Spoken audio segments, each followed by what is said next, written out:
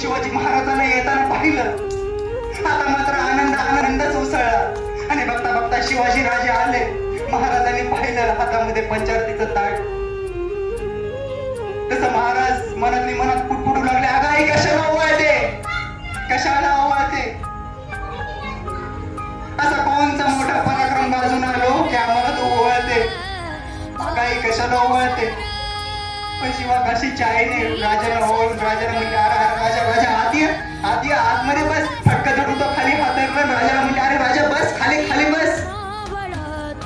त्या शिवा काशीच्या बायकोला सांगितलं, अगं राजाचं तोंड तरी गोड कर, तुला कळत, अगं राजाचं तोंड तरी गोड कर.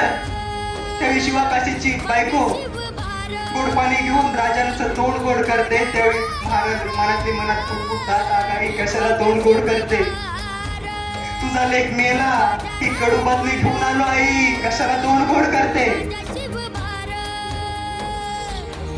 पण शिवा काशीची आई सांगत राहिली, अरे राजा इतक्या मोठ्या संकटातून वाचलास, मरणाच्या मुलकातून बाहेर पडलास, अफजल खानाला मारलास, तोपर्यंत इकडे येऊन बसलास.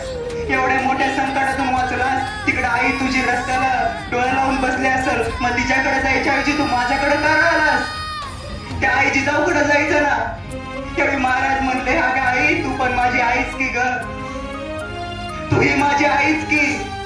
तुझा एक शिवा गेला म्हणून हा दुसरा शिवा तुझ्या भेटीला आला आई, दुसरा शिवा तुझ्या भेटीला आला.